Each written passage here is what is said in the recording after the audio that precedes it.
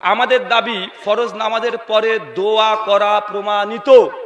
আল্লাহ রাসূল 38টা দোয়া করেছেন, তবে আল্লাহর নবী হাত তুলে দোয়া করেছেন। আমি প্রমাণ করব প্রিয় নবীজি সাল্লাল্লাহু আলাইহি সাল্লাম ফরজ নামাজের পর হাত তুলে দোয়া করেছেন। সবার উদ্দেশ্যে বলতেছি, আজকের ভিডিওটি শেষ পর্যন্ত দেখবেন। প্রথমে আমরা দেখব ফরজ নামাজের পর দোয়া করা কার নির্দেশ, আর প্রিয় নবীজি সাল্লাল্লাহু আলাইহি সাল্লাম হাত তুলে দোয়া করতেন কিনা এবং আমাদেরকে হাত তুলে মোনাজাত করতে বলেছেন কিনা। মহান আল্লাহ তাআলা সূরা ইনশিরাহের 7 নং আয়াতে বলেন, ফাইজা ফারাকতা ফানসব। হিজরি 2য় শতাব্দী অর্থাৎ 1200 বছর আগে ইমাম ইবনু জারির তাবারি রাহমাতুল্লাহ 30,000 সনদ সহ হাদিস দিয়ে পুরো কোরআন কারীমের তাফসীর লিখেছেন। সেই তাফসীরুত তাবারি 24 খণ্ড 497 পৃষ্ঠা এবং হিজরি 6ষ্ঠ শতাব্দী অর্থাৎ 800 বছর আগে লেখা তাফসীরুল কুরতুবী 22তম খণ্ড 360 পৃষ্ঠা এবং হিজরি 4র্থ শতাব্দী অর্থাৎ 1000 বছর আগে লেখা তাফসীরুল বাগাবী 8ম খণ্ড 466 পৃষ্ঠায় এই আয়াতের ব্যাখ্যায় লেখা আছে, সাহাবী ইবনে আব্বাস রাদিয়াল্লাহু তাআলা আনহু, সাহাবী কাতাদা রাদিয়াল্লাহু তাআলা আনহু, সাহাবী দাহাক রাদিয়াল্লাহু তাআলা আনহু, সাহাবী মুকাতিল রাদিয়াল্লাহু তাআলা আনহু ও সাহাবী দাহিয়া কালবি রাদিয়াল্লাহু তাআলা আনহু এই আয়াতের ব্যাখ্যায় বলেছেন, ফাইজা ফারাকতা মিনাস সালাতিল মাকতুবাত ফানসাব ইলা রাব্বিকা ফিদ দুআ ওয়াসালহু হাজাতুকা। এই আয়াত দ্বারা আল্লাহ তাআলা বলেছেন, প্রিয় হাবিব সাল্লাল্লাহু আলাইহি সাল্লাম, আপনি ফরজ নামাজের পর দোয়া করুন এবং আমার কাছে যা চাইতে মন চায় চান।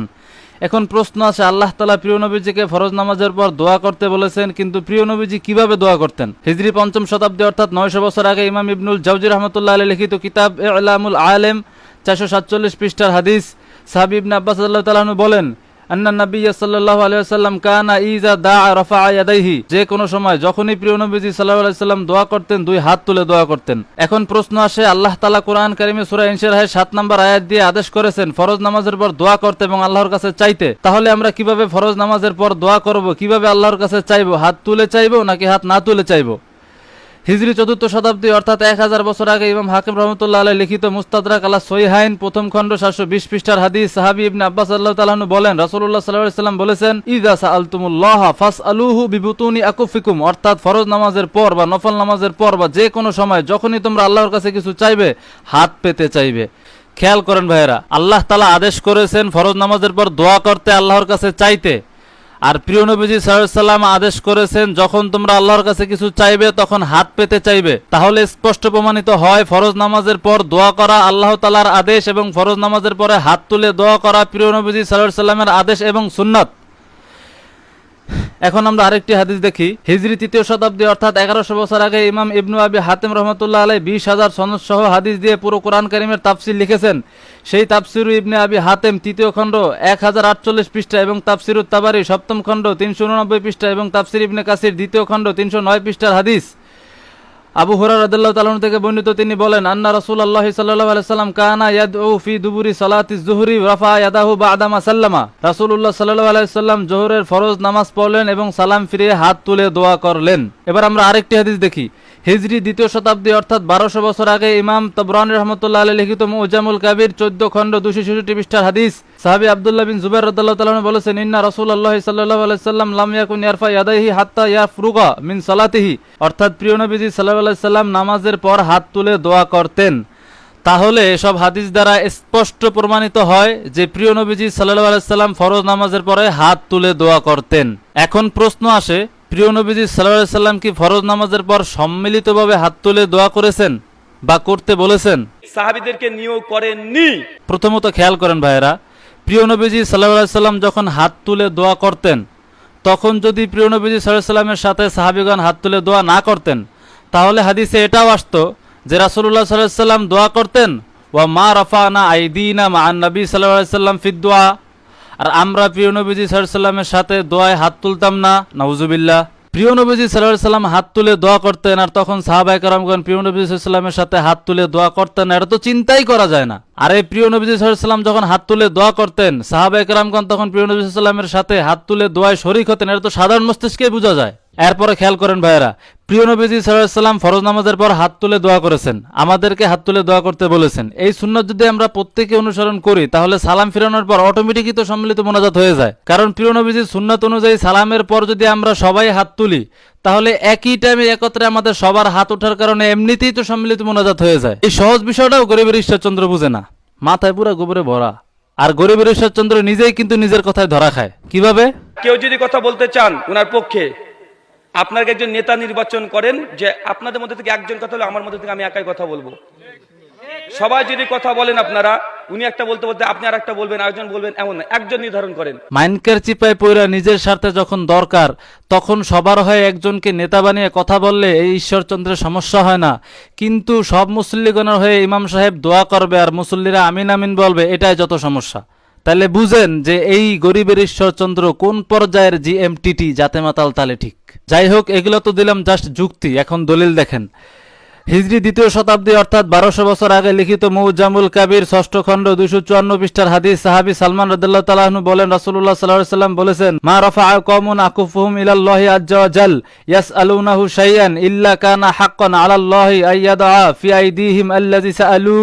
অর্থাৎ ফরজ নামাজের পর বা নফল নামাজের পর বা অন্য যে কোনো সময় যারা সম্মিলিতভাবে হাত তুলে মোনাজাত করে আল্লাহর কাছে কিছু চায়, আল্লাহ তাআলা তাদেরকে খালি হাতে ফিরিয়ে দেন না।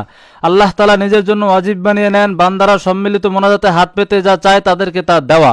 এখানে প্রিয় নবীজি স্পষ্ট সম্মিলিতভাবে হাত তুলে মোনাজাতের গুরুত্ব বুঝিয়েছেন এবং সম্মিলিত মোনাজাত করতে উৎসাহিত করেছেন। এই একই হাদিসের কিতাব মুজামুল কাবির 4th খণ্ড 22 পৃষ্ঠার হাদিস, সাহাবী হাবিব বিন মাসলামা আল ফিহরি রাদিয়াল্লাহু তাআলা আনহু বলেন, রাসূলুল্লাহ সাল্লাল্লাহু আলাইহি সাল্লাম বলেছেন, লা ইয়াজতামিউ মালাআন ফায়াদউ বা'দুহুম ওয়া ইউআমিনু সাইরুহুম ইল্লা আজাবাহুমুল্লাহ। অর্থাৎ ফরজ নামাজের পর হোক বা নফল নামাজের পর হোক বা যে কোনো সময় হোক, যখন সবাই মিলে একত্রিত হয়ে একজন দোয়া করে আর বাকি সবাই আমিন আমিন বলে, আল্লাহ তাআলা সাথে সাথে তাদের দোয়া কবুল করে নেন। এই হাদিসে স্পষ্ট প্রিয় নবীজি আমরা যেভাবে সম্মিলিত মোনাজাতে আমিন আমিন বলি এভাবে দোয়া করার গুরুত্ব বুঝিয়েছেন এবং এভাবে দোয়া করতে উৎসাহিত করেছেন। এসব দলিল শোনার পর গরিবের ঈশ্বরচন্দ্র বা আহলে হাদিস নামধারী লামাজাবিরা বলতে পারে যে বাথরুমে ঢোকার সময় তো দোয়া আছে, তখন কেন হাত তুলেন না? তো এর জবাবে প্রথমত আপনারা বলবেন যে দোয়া পড়া আর দোয়া করা দুইটা এক জিনিস না। প্রিয় নবীজি সাল্লাল্লাহু আলাইহি সাল্লাম হাত তুলে দোয়া করতে বলেছেন, আল্লাহর কাছে চাইতে বলেছেন। এজন্য আমরা দোয়া করার সময় হাত তুলে দোয়া করে আল্লাহর কাছে চাই, কিন্তু মাসনুন দোয়া পড়ার সময় মনে মনে দোয়া পড়ে হাত তুলি না।